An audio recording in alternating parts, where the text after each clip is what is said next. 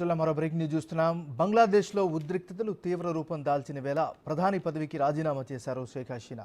ఆ వెంటనే ఆమె దేశం విడిచి వెళ్తున్నారంటూ వార్తలు వచ్చాయి. దీంతో ఆమె ఎక్కడికి వెళ్తున్నారు, ఏ దేశంలో తల దాచుకోబోతున్నారంటూ ప్రపంచవ్యాప్తంగా చర్చకు దారితీసింది.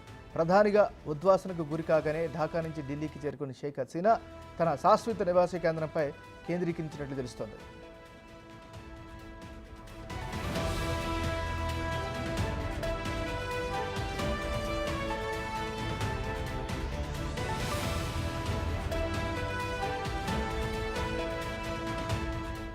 షేక్ హసీనా తొలుత లండన్లో ఆశ్రయం పొందాలని భావించిన ఆమెకు శరణార్థిగా ఆశ్రయం కల్పించేందుకు సానుకూల నిబంధనలేమీ లేవని బ్రిటన్ తేల్చి చెప్పేసింది. అమెరికా కూడా ఆమె రాకను స్వాగతించేందుకు సిద్ధంగా లేదు. బంగ్లాదేశ్లో చెలరేగిన అల్లర్ల కారణంగా దేశం విడిచి భారత్కు చేరుకున్న హసీనా వీసాను అమెరికా రద్దు చేసింది. అమెరికా చట్టాల ప్రకారం వీసా రికార్డ్స్ గోప్యంగా ఉంచాలి.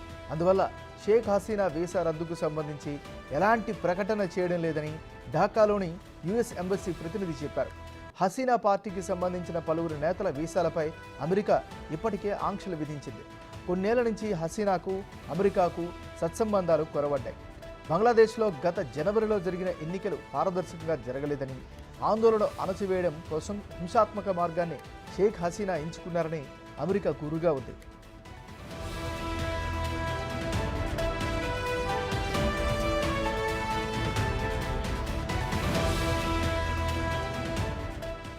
హసీనా సోదరి షేక్ రెహానాకు బంగ్లాదేశ్ ద్వంద్వ సభ్యత్వ చట్టాలను అనుగుణంగా బ్రిటన్ పాస్పోర్ట్ కూడా ఉంది.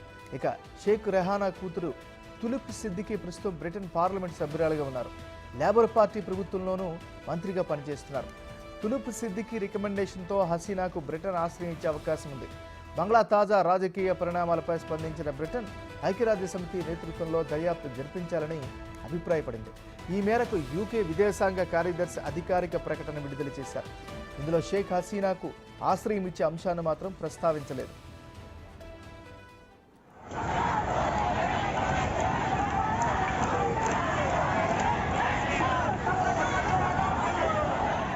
ఈ నేపథ్యంలో హసీనా ప్రస్తుతం ఢిల్లీలో ఆశ్రయం పొందుతున్నారు. మరికొన్ని రోజులు ఆమె భారత్లోనే ఉండనున్నట్లు తెలుస్తోంది. భారత ప్రభుత్వం కూడా అందుకు అనుమతి ఇచ్చినట్లుగా సమాచారం. యూకే ప్రభుత్వం నుంచి అనుమతులు వచ్చే వరకు ఆమె ఢిల్లీలో ఉండేందుకు భారత ప్రభుత్వం తాత్కాలిక అనుమతులు ఇచ్చింది.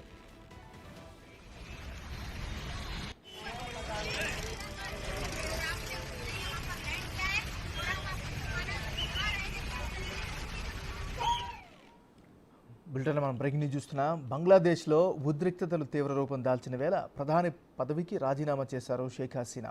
ఆ వెంటనే ఆమె దేశం విడిచి వెళ్తున్నారంటూ వార్తలు వచ్చాయి. దీంతో ఆమె ఎక్కడికి వెళ్తున్నారు, ఏ దేశంలో తల దాచుకోబోతున్నారంటూ ప్రపంచవ్యాప్తంగా చర్చకు దారితీసింది. ఇక ఇదే అంశానికి సంబంధించి మరింత తాజా సమాచారాన్ని మా ఢిల్లీ నుంచి మా రిపోర్టర్ శివ అందిస్తారు. శివ, చెప్పండి.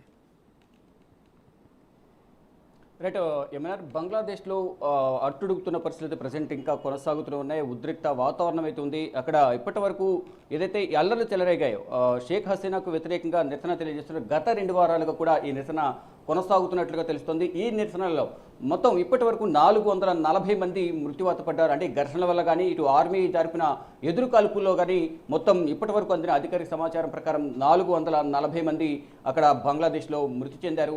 అసలు ఈ గొడవలకు కారణం రిజర్వేషన్ల అంశం. మరోవైపు ప్రత్యర్థి వర్గం కావాలనే రెచ్చగొట్టే విధంగా ఈ రిజర్వేషన్ల అంశాన్ని తెర మీదకు తీసుకొచ్చిందని ఇటు షేక్ హసీనా మద్దతుదారులు చెప్తూ ఉన్నారు. మొదటి నుంచి కూడా షేక్ హసీనా కుటుంబానికి సంబంధించి ఏదైతే 1971లో స్వాతంత్రం వచ్చిన తర్వాత 72లో స్వాతంత్ర సమరయోధుల కుటుంబాలకు రిజర్వేషన్ కల్పించాలి అనే అంశం నుంచి తర్వాత పాలన వ్యవహారాలు కానీ, ప్రత్యర్థి పట్ల కక్షపూరితంగా వ్యవహరించడం కానీ, ఇవన్నీ కూడా ప్రత్యర్థి పార్టీలు అవకాశం కోసం ఎదురు చూస్తున్నాయి. దానిలో భాగంగానే ఇటీవల జరిగిన నిరసనలలో ఇటు ప్రత్యర్థి పార్టీకి సంబంధించిన వ్యక్తులు, మరోవైపు ఇటు ఆర్మీ చీఫ్గా ఉన్న వకర్ బుర్జుజ్జమాన్ వారి ఇద్దరి సహకారంతోనే షేక్ హసీనా ప్రభుత్వం పడిపోయింది. షేక్ హసీనా రాజీనామా చేయాల్సి వచ్చింది అనేది ప్రధానంగా వార్తలు వస్తున్నాయి. మరి ముఖ్యంగా ఆర్మీ చీఫ్గా ఉన్న వకర్ బుర్జుజ్జమాన్ వల్ల ఈ ప్రభుత్వం అనేది పడిపోయింది. ఇంటర్నల్గా ప్రత్యర్థి పార్టీలకు, షేక్ హసీనాకు వ్యతిరేకంగా ఉన్న ప్రత్యర్థి పార్టీలకు సహకారం అందించి ఈ నిరసనల వెనుక ప్రత్యర్థి పార్టీలు ఉన్నాయి. వారి ద్వారానే నిరసనలు మరింత ఉధృతమవుతున్నాయి అనేది ప్రధానంగా ప్రచారం జరుగుతోంది. ఇటు మొదట్లో ఈ ఆర్మీ చీఫ్గా ఉన్న వకార్ గురించి జమాన్ గురించి ఇటు భారత్ మరోవైపు బ్రిటన్ కూడా హెచ్చరించాయి. అంటే చైనాకు అనుకూలంగా చైనాకు మద్దతుగా వ్యవహరిస్తారు, అతన్ని ఆర్మీ చీఫ్గా నియమించొద్దు అనేది ప్రధానంగా మొదటి నుంచి భారత్ బ్రిటన్ చెప్తున్నాయి. కానీ షేక్ హసీనా ప్రభుత్వం మాత్రం అతన్ని ఆర్మీ చీఫ్గా నిలబెట్టింది. అతనే షేక్ హసీనా ప్రభుత్వం పడిపోవడానికి మూల కారణంగా కూడా తెలుస్తోంది. అయితే గత 2 వారాలుగా నెలకొన్న ఉద్రిక్త పరిస్థితుల వల్ల అక్కడున్న ఇండియన్స్ మీద దాడులు జరుగుతున్నాయనేది ఒక ప్రచారం జరుగుతుంది. మరోవైపు హిందువులను టార్గెట్గా చేసుకుని దాడులు కొనసాగిస్తున్నారు. ఇక షేక్ హసీనా ఎక్కడ ఉన్నారు? అక్కడ అల్లర్లు చెలరేగిన తర్వాత షేక్ హసీనాను దేశం దాటించారు ఆర్మీ చీఫ్. అయితే షేక్ హసీనాకు ఎంట్రీ ఇచ్చేందుకు ఎవరు కూడా అవకాశం కల్పించడం లేదు. షేక్ హసీనాకు అగ్రదేశాలు నో ఎంట్రీ బోర్డు పెట్టేశాయి. అమెరికా వీసా రద్దు చేసింది. మరోవైపు బ్రిటన్ కూడా అక్కడ ఆశ్రయం పొందడానికి కానీ శరణార్థిగా రావడానికి కానీ అంగీకరించడం లేదు. ఇటు యూకేలో కూడా లండన్లో కూడా అల్లర్లు చెలరేగడంతో షేక్ హసీనా ఎంట్రీకి అక్కడ కూడా అవకాశం లేకుండా పోయింది. అక్కడున్న బంగ్లాదేశ్ రాయబార కార్యాలయంపై కూడా దాడులు కొనసాగుతున్నాయి. ఇక మొత్తంగా చూసుకుంటే ఎక్కడికక్కడ షేక్ హసీనాకు ఆశ్రయం ఇచ్చేందుకు ప్రపంచంలోని అగ్రదేశాలు అవకాశం ఇవ్వడం లేదు. నో ఎంట్రీ బోర్డు పెట్టేశాయి. కానీ ప్రజెంట్ అంటే గతంలో ఏదైతే అమెరికాకు అలాగే బంగ్లాదేశ్కు మధ్య సత్సంబంధాలు సరిగా లేవు. అంటే 5వసారి ప్రధానిగా ఉన్నారు. 5వసారి ప్రధానిగా జనవరిలో జరిగిన ఎన్నికల్లో 5వసారి షేక్ హసీనా ప్రధానిగా ఎన్నికయ్యారు. అంటే ఒక ప్రధానిగా దేశానికి రక్షణ కల్పించాల్సిన ప్రధాని దేశం విడిచి వెళ్లాల్సిన పరిస్థితి వచ్చింది. ఇక్కడ షేక్ హసీనాకు ఆశ్రయం కల్పించడానికి ఎవరు కూడా ఇటు అమెరికా కానీ బ్రిటన్ లండన్ ఎవరు కూడా ముందుకు రావడం లేదు. కానీ షేక్ హసీనా సోదరి షేక్ రెహానా కుమార్తె బ్రిటన్లో అధికార పార్టీకి సంబంధించిన లేబర్ పార్టీకి సంబంధించి పార్లమెంటరీ మెంబర్గా ఉన్నారు. మంత్రిగా కూడా ఉన్న నేపథ్యంలో తులిప్ సిద్దికీ ద్వారా బ్రిటన్లోకి ఎంటర్ అవ్వడానికి ప్రయత్నాలు కొనసాగిస్తున్నారు. కానీ అక్కడ హోంశాఖ కూడా ఇండైరెక్ట్గా సంకేతాలు ఇచ్చింది. ఇక్కడ ఆశ్రయం పొందడానికి అవకాశం లేదంటూ కూడా కొన్ని సంకేతాలు ఇచ్చింది. కానీ అయినప్పటికీ కూడా గట్టిగా ప్రయత్నాలు అయితే చేస్తూ ఉన్నారు. కానీ ఇటు ఢాకా నుంచి ఢిల్లీ వచ్చిన తర్వాత డైరెక్ట్గా లండన్ వెళ్తారనే ప్రచారం జరిగింది. కానీ లండన్ వెళ్లేందుకు కూడా అవకాశం లేకుండా పోయింది. ప్రజెంట్ అయితే భారత్లోనే 2 రోజుల నుంచి ఆశ్రయం పొందుతున్నారు. ఇటు భారత్ బంగ్లాదేశ్ మధ్య సత్సంబంధాలు కొనసాగుతున్నాయి. గత 3 పర్యాయాలుగా అంటే 3వ పర్యాయంగా ప్రధానిగా నరేంద్ర మోడీ ప్రమాణ స్వీకారం చేశారు. ఇటు షేక్ హసీనా కూడా 5వసారి ప్రమాణ స్వీకారం చేసి గత సంవత్సరం ఈ సంవత్సరం జరిగిన ఎన్నికల్లో 5వసారి ప్రధానిగా ఎన్నికారు. అంటే 5వసారి ప్రధానిగా పోటీ చేయడానికి విముఖత వ్యక్తం చేసినప్పటికీ మద్దతుదారుల ఒత్తిడితోనే తాను 5వసారి ప్రధానిగా పోటీ చేశాను, గెలిచాననేది షేక్ హసీనా చెప్తూ ఉన్నారు. అయితే మొత్తంగా చూసుకుంటే షేక్ హసీనా పట్ల ఉన్న వ్యతిరేక వర్గం మరోవైపు సొంత పార్టీలో ఉన్న మరికొంతమంది వ్యతిరేకులు అందరూ కలిసి షేక్ హసీనాను ఇబ్బంది పెట్టేందుకు ప్రభుత్వాన్ని కూలదోసేందుకే ఇటువంటి ప్రయత్నాలు చేస్తున్నారు. రిజర్వేషన్ అంశాన్ని తెర మీదకి తీసుకొచ్చి వెనుకన అనేక మంది ఆందోళనకారులు విద్యార్థుల ముసుగులో నిరసన తెలియజేస్తున్నారనేది ప్రధానంగా షేక్ హసీనా పార్టీకి సంబంధించిన వారైతే చెప్తున్నారు.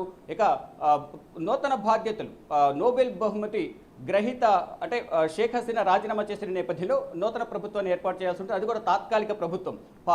ఈ షేక్ హసీనా పార్టీకి సంబంధించిన పార్టీ అధ్యక్షుడు ఈ పార్టీకి సంబంధించిన ప్రభుత్వాన్ని రద్దు చేసి ఇప్పుడు కొత్తగా నూతనంగా మొహమ్మద్ యూసఫ్ 2006లో నోబెల్ బహుమతి అవార్డు ఆయన వరించింది. 1940లో మొహమ్మద్ యూసఫ్ జన్మించారు. తర్వాత నిరసనకారులు అందరూ కూడా అంటే ఒక ఆర్థికవేత్తగా ఆయన ఉన్నారు, అంటే సోషల్ వర్కర్.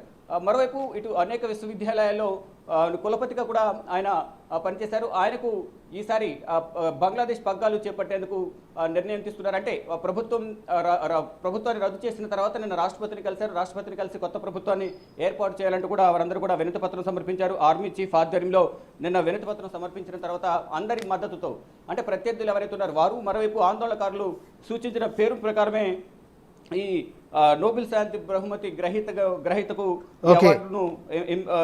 అవార్డుకు సంబంధించిన 2006లో ఆయనకు అవార్డు వచ్చింది. 1940లో జన్మించారు.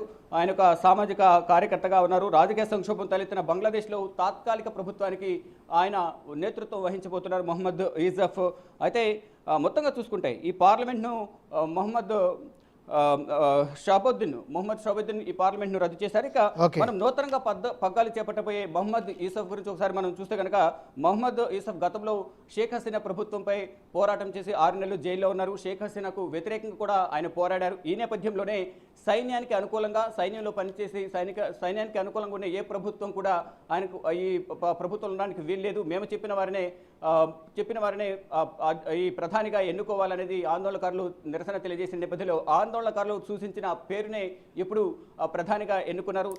నోబెల్ బహుమతి గ్రహీతగా ఉన్న ఈ మొహమ్మద్ యూసఫ్నే ఇప్పుడు బంగ్లాదేశ్కు ప్రధానిగా వ్యవహరించబోతున్నారు. ఇది ఒక తాత్కాలిక ప్రభుత్వం మాత్రమే. తర్వాత నూతన అంటే ఎన్నికలు జరుగుతాయి. ఎన్నికలు జరిగిన తర్వాత ఏ పార్టీ అయితే విజయం సాధిస్తుందో ఆ పార్టీకి సంబంధించిన వ్యక్తి ప్రధానిగా ఉండబోతున్నారు. మరోవైపు ఆర్మీలో కూడా కొన్ని మార్పులు చేర్పులు చేశారు.